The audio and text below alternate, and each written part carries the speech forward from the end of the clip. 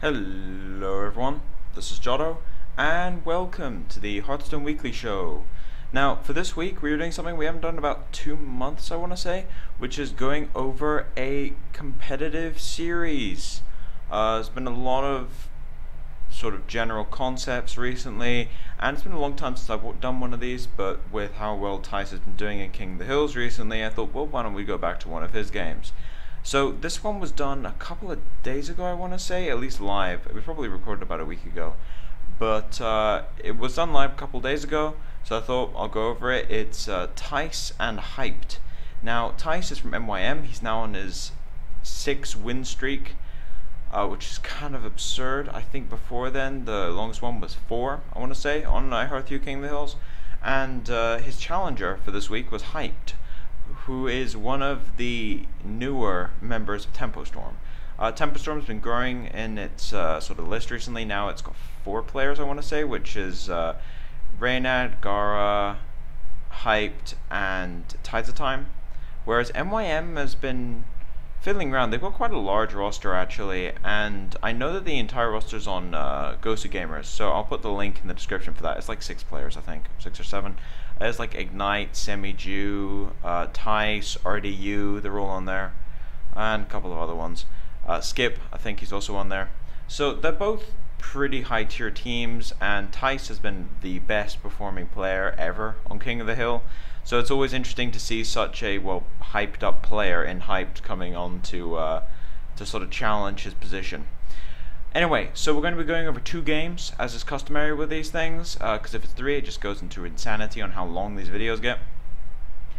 And the first game is going to be the first one of the series, which is a Miracle Rogue and a Shaman. Now, I have actually not seen a Shaman game in a long time, because Shaman has been one of those decks which it's just kind of the worst Druid at the moment. It's like 50% against everything, whereas Druid is 55 to 60% against most things. So Shaman's the lesser Druid, but it is used in place of Druid, especially since people want to save Druid for sort of the last game often. But if we go over Thijs' list very quickly, a couple of the interesting things: a 1-of Argent Squire. Some run 2 or just none, so the 1-of is interesting. The 1-of Harvest Golem, along with the 2 Unbounds and Mana Tides, 3 drops. Well, 6 technically, if you include. Well, it's 3 different 3 drops, and in total there are 6 3-drop cards that you're actually going to be playing as 3 drops in the deck: Feral Spirits and the 4 minions. The rest of the stuff: 1-of Senjin, 1 Defender, not 2, some Violet Teachers, a 1 Argent Commander, along with the 2 Fire Elementals. It's a very interesting list, very techy. And this is the interesting thing about Shaman, is that they're all sort of 2 to 3 cards different, but it really does change how this sort of how you play the deck in the first place. Now, as for the Miracle Rogue, this looks like one of Forsen's lists, which would explain why he named the deck Forsen. The 1-of Conceal, 1 Cold Bloods, 2 Sinisters, 1 Blade Flurry. The 2 Fan of Knives is interesting. And besides that, the deck is pretty standard. The 1 Earthen Ring Farseer. The most interesting change would be the 2 Fan of Knives. But anyway, having said that, let's go on to the first game, shall we? So, mulligans. Now, from Hype's perspective, I would get rid of everything apart from the Shiv, maybe? He's thinking about it. And Thijs, yeah, just you want to be getting your 3 drops, so getting rid of those 2 4 drops on Fire Elemental is really good. I think you do keep the Shiv, because there might be an Argent Squire you want to cycle off, and it also gives you something to do on turn 2. It's debatable, though. Some people don't like keeping Shiv. Thijs has got a reasonable opening hand here. The Ferals is nice. Alakir not so much. The Lightning Bolt is most likely going to be targeted in SI7. Or an Earthen Ring. Most likely SI7 though. I would say that Hyped has a fantastic opening hand though. The SI7, the Deadly Poison, Shiv, Shadow Step not so much, but the other 3 are very good. Now, there is a slight quality difference between 2 halves of the screen here. There's not much I can really do with that. That's on the video itself, because Thijs' screen share is slightly lower quality than Hyped's. Now, with Hype, we could see a Coin SI7, but he's most likely just going to dagger up, as he does. Coin SI, you don't want to use the coin unless you have to, so you're going to use Coin SI on some sort of aggro play. Now, Thijs here is most likely going to play out his Unbound Elemental because Feral Spirits doesn't really get any inherent value right now, whereas Unbound Elemental might get quite a bit. It might pull a couple cards into it and let you set up your future turns.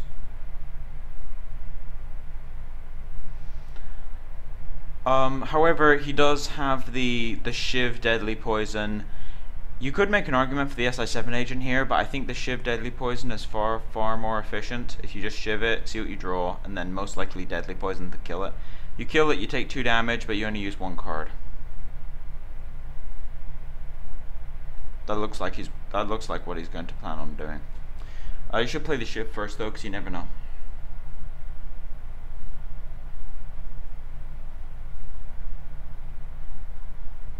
I mean, obviously, if you play the deck enough, sometimes you know there isn't anything you can draw to change your play, but it's a good habit to get into. And it's a conceal. It'll be quite handy for the auctioneer later on.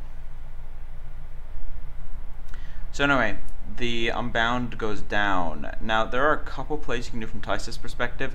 You don't want to play Feral because your Overload your Azure Drake, so I think you go Totem, see what it is, and if it's Taunt Totem, you play the Flame Tongue.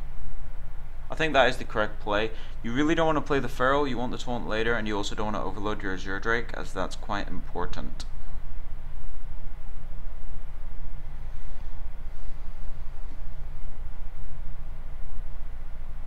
Okay, so he is thinking of doing the Totem play. The double Totems. Hyped could go for the crazy turn 4 Concealed Gadget Zam, but that seems a little excessive. You miss a card draw if you do it that way.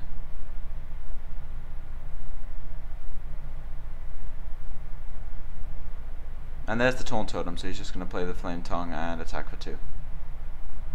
Okay, yeah, that makes sense. Now, from Hype's perspective here, it's a bit of a weird position. This Deadly Poison Dagger is now fairly measly. He could coin out the Drake. That would be a play that would be reasonable. But there is a couple. He can't kill this Flame Tongue, is the problem. There's actually no way in his hand of killing the Flame Tongue. I guess he could, actually no, he could Sinister, SI7, the Taunt Totem, and then just dagger into the Flame Tongue. Yeah, that's what he's going to do. Yeah, it's one of those plays which you sort of write off immediately, but eventually you come back to. Now, that is actually a very good draw for Thijs, because he can go Violet Teacher, use a Lightning Bolt on this 3/3, and then next turn he still has 5 mana for the Azure Drake. So that is a huge draw, in my opinion. And it does mean that there's more pressure on the board that Hype has to deal with, as opposed to Yeti, because Yeti won't continuously make more and more damage if he doesn't get rid of the stuff. Although, I imagine we're going to see a Concealed Auctioneer here, which is arguably the single most broken thing about Miracle, is the way Auctioneer works with Conceal. And this is one of those plays where there's only 1 Conceal in the deck. Most of these decks only play 1. And this is the kind of play that would make you concede on the spot. This actually does happen a lot. It's very difficult to beat a Shaman once they got the Conceal. I think you go for the Shiv, because you may want the Fan of Knives with an Azure Drake. You could just Shiv the 1/1. Interesting, he's going to Fan of Knives. Yeah, he should have Shivved the 1/1. I think that was a mistake. The Fan of Knives might be handy later on. But anyway, if you're on Thijs' perspective here, I think you just play the Azure Drake. You can't really play the Ferals. The Ferals are just going to get Blade Flurried, is what you assume at this point. He doesn't have it in his hand, but that's what you have to assume, so I just play the Drake. And the Ferals are also a sort of final line of defense. So you don't want to play them out onto an empty board like this. Or not empty, but a board that doesn't really threaten your life total that much. So I would just play the Drake here. I do think playing the Ferals is a mistake. Keeps him overloaded. So next turn he only has 5 mana instead of the 6. Or 7, actually. So if he draws like a Fire Elemental or something, he's going to seriously regret that play. I didn't even think it was necessary. There could be a massive Blade Flurry this turn if he draws into it. So I do think that was quite a large mistake. Now, we're most likely going to see... We could actually see a huge Van Cleef here, although I think that's incredibly risky. You could see like a prep Chiv maybe with an SI7, kill the Violet Teacher and just play a 10-10 Cleef, I think. 10-10 at that point. 1, 2, 3, 4... I think that's a 10-10. Maybe I miscalculated, but I think that's a 10-10. If he plays the SI here, he could eviscerate, but I think playing the SI is better. You already have way too many cards in your hand, and you have another Gadget Zan if you really need to draw more.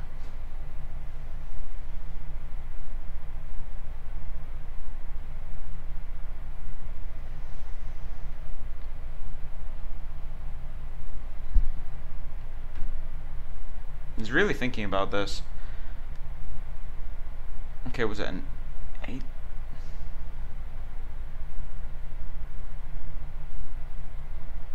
Interesting. I don't think that was worth it. And there's the Fire Elemental. This is why I should have played the Azure Drake last turn.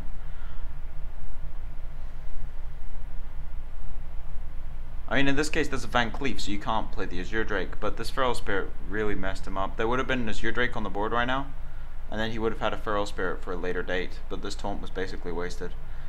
The Edwin itself, he didn't really go all in on it. He just used singular prep, and that also drew him a card, so he didn't really go all in on a Van Cleef or anything, which you never want to do against a Shaman. But the way he did it was very confusing to me. I would have just played out the SI7.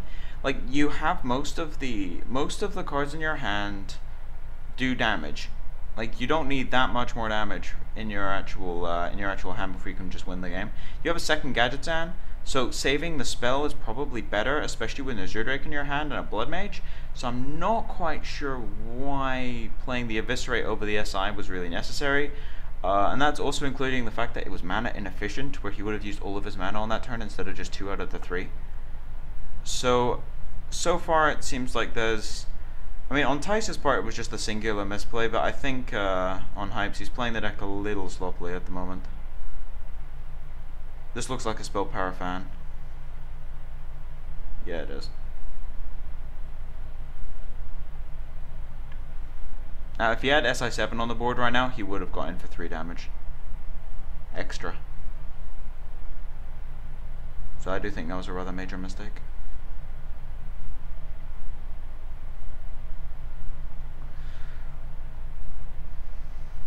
Fire Elemental Totem? You can't play Alakir here. I think you want to be mana efficient. You just want a Fire Elemental Totem. This Azure Drake is really stuck in his hand now. Yeah, this is all because of the misplay with the Feral Spirits is causing him this. So now he has less on the board. I think if you don't get the Azure Drake down when you should have, you should just cut your losses and play something bigger. Like, now his opponent has a Blood Mage on the board that he should not have. There seems to be quite a few misplays in the past couple turns.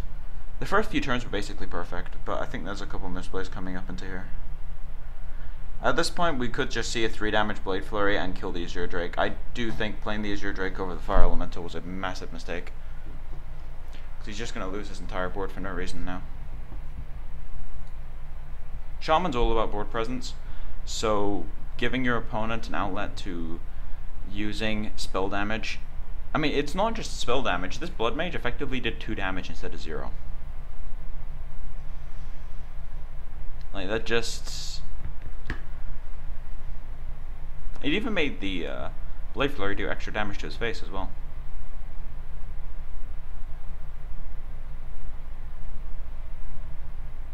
So yeah, we're going to see the Sinister, and it also does 1 extra damage on the Sinister. So the actual Blood Mage did 3 damage total. It did 2 extra to the face, and 2 extra... No, it did 4 damage total for no reason. Like, that shouldn't have even done anything. And if he had Fire Elemental on the board right now, I mean, he could just Hex it. If he had the Azure Drake, he would just play Azure Drake and Hex it. Anyway, right now he's in a position where if he plays Alakir, he's not going to die. But if he plays Alakir, he doesn't really have a way of winning. So I would actually think, well, you have to play Fire Elemental, Earthshock, and Chance It. You have to play the Totem. It's very, very risky, but you can't play the if you play the Alakir, you can't actually win. Whereas with Fire Elemental, if you roll a Taunt Totem, there is a foreseeable future where you can win. Whereas if you play the Alakir and a Rockbiter here, it's not possible for you to actually win. So in this case, the risky play is actually better. But this kind of situation, I'm going to say it, and this is the last time I'm going to say it, this kind of situation was actually set up by the fact that he used the Ferals when he didn't need to. He could have 2 Ferals on the board right now this turn, because that would have been the turn he would have replayed them, right, with the Azure Drake. So he could have 2 Ferals on the board, and he wouldn't have lost his Fire Elemental, would have had to be sapped or something, he could have done extra damage to him.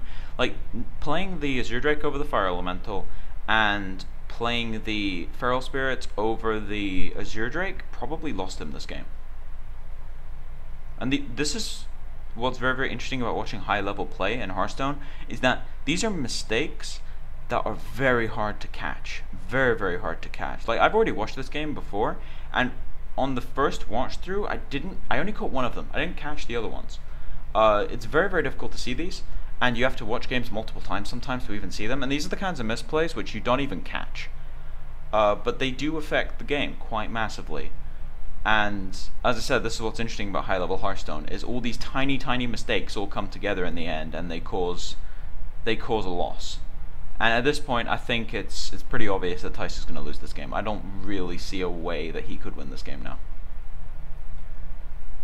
now. Because he's playing against Miracle, he's dead next turn. So yeah, it's just the snowball effect. Literally just 2 minor mistakes. 2 minor mistakes caused the win. And yeah, that's basically what happens at these super, super high level games. Even tiny, tiny mistakes you wouldn't even realize can cause the difference between a win and a loss.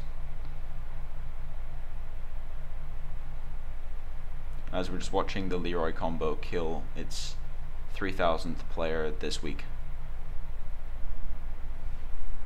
It's amazing how sick and tired you are.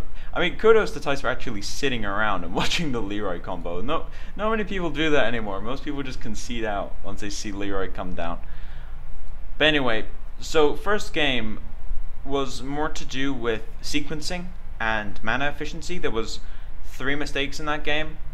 Well, I mean, there were technically 4, but one of them was a product of the other 2. So there were 3 major mistakes in that game. There was the SI7, not playing the SI7, playing the Eviscerate instead on Hyped's part. And then there was also the Feral Spirits instead of Azure Drake, and the Azure Drake instead of Fire Elemental on Thijs' part. Those are sort of the only mistakes. But besides that, it was a very, very good game.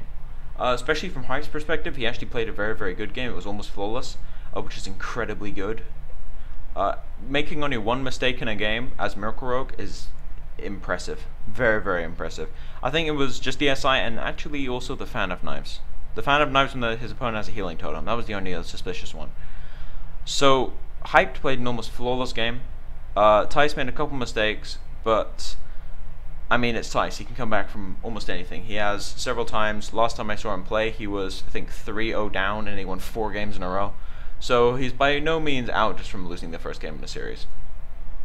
Anyway, so the next game, and the last game we're going to be watching, is the 3rd game in this series, which was Handlock against Freeze Mage. Now, Freeze Mage is a very, very interesting deck. This is a pure freeze deck. It's the one RDU ran, I do believe. No Antonidas, purely reliant on Alexstrasza and Pyroblast, and sort of the burn from Alexstrasza to win the game. I do personally prefer the Giants version because it makes you slightly less reliant on Alexstrasza, but that is also slightly easier for the other decks to play against because the Giants are targets for removal that they would normally not have targets for. So it does give your opponent a few extra decisions they can make, and giving your opponent freedom is not always the best thing to do in Hearthstone.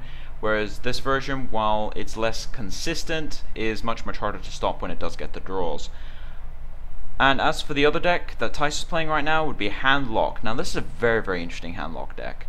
There is the, like pretty much everything in here is standard with two exceptions. Double Faceless, not a singular one, the two Faceless Manipulators, that's quite rare. Usually you run one if you're running Alexstrasza because they sort of contend for a similar spot.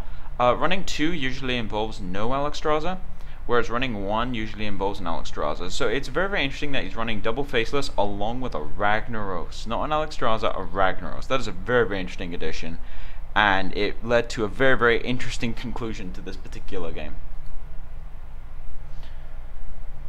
We move forward past the logo. Now, pull some mulligans since they're doing this quite quickly. From Thijs' perspective, the mulligan is more or less perfect because he knows his opponent brought in Freeze Mage. He's not going to bring Aggro Mage against a Handlock, whereas Freeze Mage is just better against that deck. Now, from Height's perspective here, I think you want to keep most of this hand. I'm not really a Freeze Mage player, so mulligans is not really my specialty, so I would say maybe send back the Doomsayer. Hey, send back the Nova as well. That's interesting. Yeah, I can sort of see why. He's keeping his card draw and not so much the rest of the situational cards. Yeah, I can see why. Getting the Alexstrasza in his opening hand is kind of, it's both a relief and kind of annoying as well, because you draw it and it's part of your opening hand when you don't want it to be, but then you also know you've got it for this game. Now, I imagine we're just going to see tap until turn 4, and then we're going to see a Twilight Drake out of Thijs. Not much is going to happen in the first couple turns. Just a Novice Engineer probably coming out here. But the first couple turns is just going to be both players drawing cards. That's how this matchup works. Not really much to comment on. I'm going to see another tap here, most likely. Maybe a oh yeah, Mortal Coil tap. But yeah, we're going to see another tap here into a Twilight Drake next turn. He could play Ancient Watcher. He does lose one on his. He does lose a singular health on his Twilight, but I mean, is the taunt really that essential here? He does have the Iron Beak out, so I think what would have happened is that if he hadn't drawn the Iron Beak out, he wouldn't have played the Watcher there. He's playing that Watcher so that next turn he has the freedom of going Twilight Drake, or he can go Iron Beak tap, depending on what his opponent does. If his opponent has like a slightly more aggro start, then he can go for the Iron Beak tap. And he can also, looks like he's going to go for the Iron Beak tap. This is an interesting way of doing it. I think something I may have wanted to see is playing the Twilight Drake, and then if his opponent uses a freeze, or if he uses a Doomsayer, he can just silence the Doomsayer, or he can silence as an Ancient Watcher and kill it with some of the combination, things like that, so he just has an offensive threat. Maybe using this as a surprise so he can kill like an Acolyte at pain for free, things like that. And I just hit my mic. I apologize to everyone for that, but so I'm not quite sure if that's the best play in particular to go for there. But again, it's more of a stylized thing. It does leave Hyped in a very, very awkward position right now. So yeah, we shall see.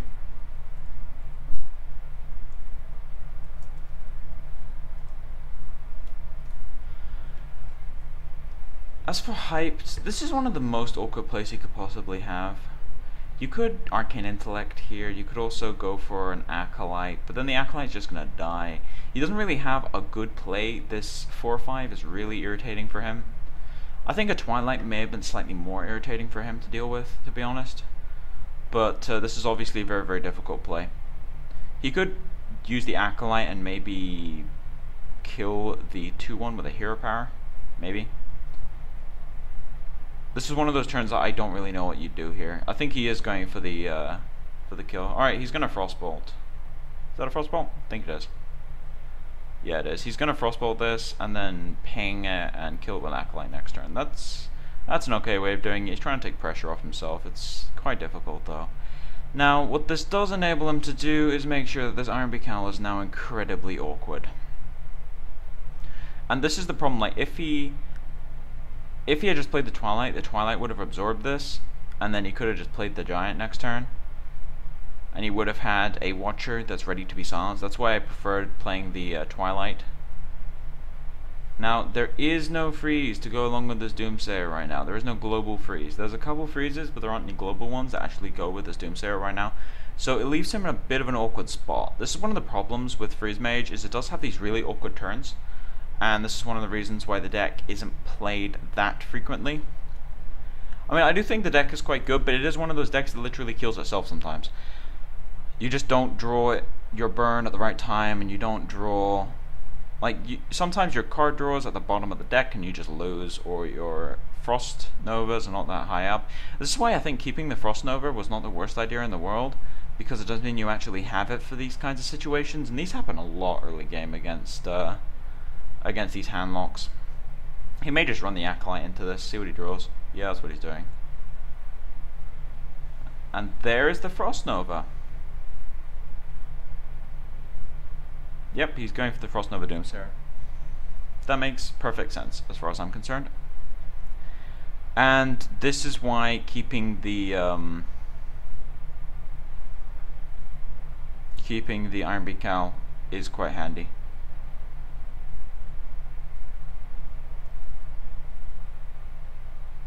I mean, obviously the worst play imaginable here would be facelessing the Doomsayer. He could tap, he could use Leroy on this, but Leroy is pretty much the way you win against this deck. It's really weird to see the mouse teleport like that as soon as he moves over. Yeah, he's going to see what he gets, and that's not really helping him that much. He's just going to let everything die. It does mean that his opponent doesn't draw an extra card off his Acolyte, so that is something. At this point, though, we're just going to see an Azure Drake from Hyped, I should imagine. It's a pretty simple play for him now. The awkward phase has been adjourned by the fact that he did get that, mirror image. I think you actually do play the mirror image here. He's not playing Antonidas, so I think playing the mirror image there would have been quite good. It baits your opponent into playing some AoE instead of playing another threat you can't deal with. Because now he has to deal with his Twilight Drake, which is going to be incredibly irritating. He may even have to fireball this thing.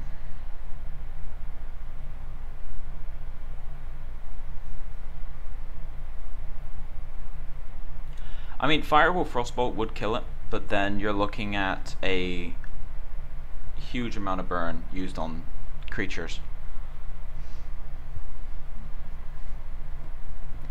I think you either Blizzard, you either make a decision here. You either Blizzard or you draw cards.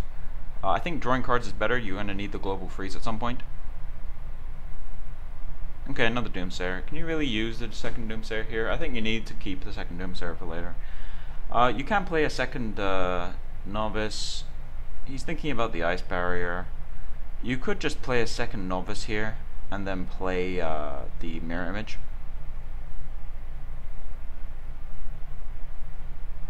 You either play a second Novice and Mirror Image, or you could play Ice Barrier and Mirror Image. That's another way of doing it. I think you want to keep digging, though, considering the amount of... You used a Frostbolt already, so you want to keep getting extra burn. He is going for the Secret. The reason I prefer doing it the other way around is because the Secret, there isn't that much direct damage that goes past Ice Barrier and Handlock at all. He doesn't know that his opponent is running the Ragnaros. But as a result, this turn is actually fairly simple, I would say. Actually, isn't. He can Hellfire Mortal Coil, knowing his opponent's going to use Alexstrasza on him at some point. So he can't really keep his life that high, because his opponent's going to use Alexstrasza to take him down to 15 anyway. He could just play the Rag here. He does have the Faceless, which means if this Rag is not killed, he's just going to win. I mean, the Faceless could just herald the end of the game, although he is really hoping for this to hit the 4-4, and it does. So yeah, the coin flip was a bit risky there, but the fact that it worked is incredible. I imagine we're going to see some sort of Novice Engineer, Frost Nova, Doomsayer, hope the Rag doesn't hit the Doomsayer.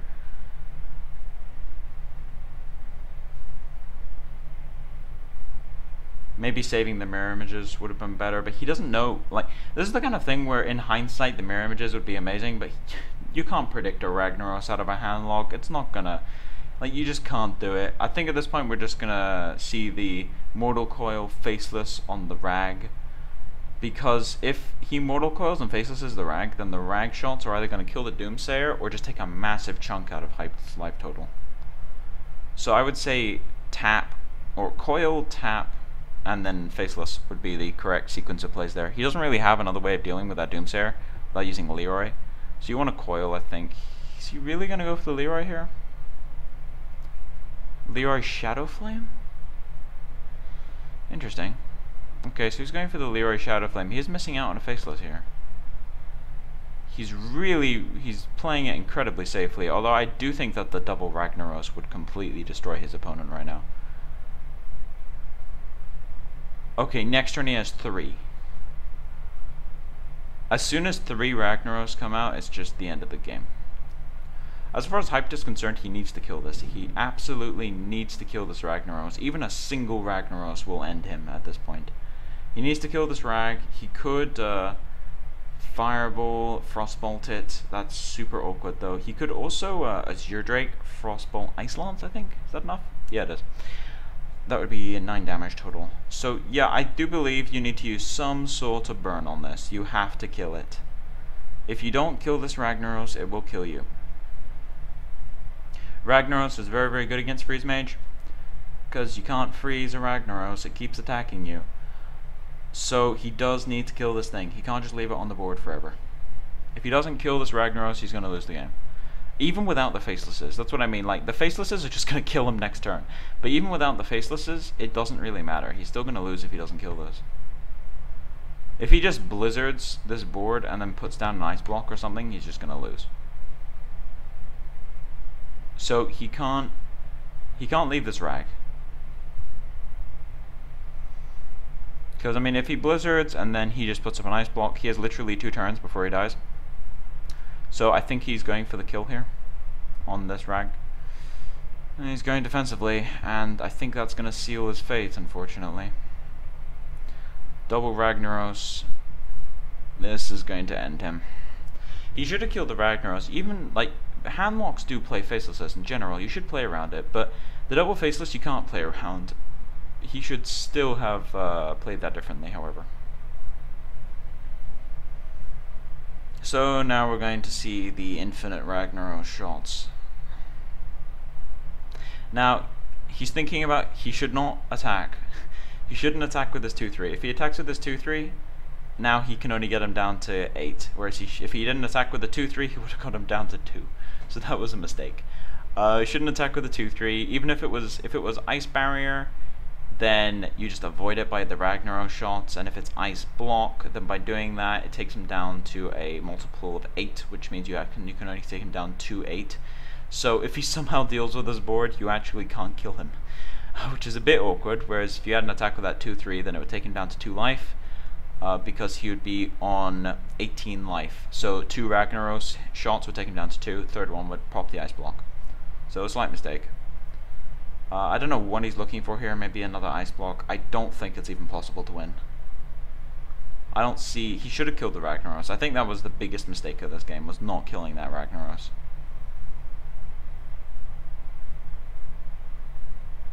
I mean, Theis's mistake last turn, just attacking with the 2-3, was, in this particular case, it's inconsequential, but it could have possibly lost him the game if there was a way of dealing with one of these things. So he's even frostbolting his own guy, and yeah, he's not going to let himself get killed by Ragnaros shots.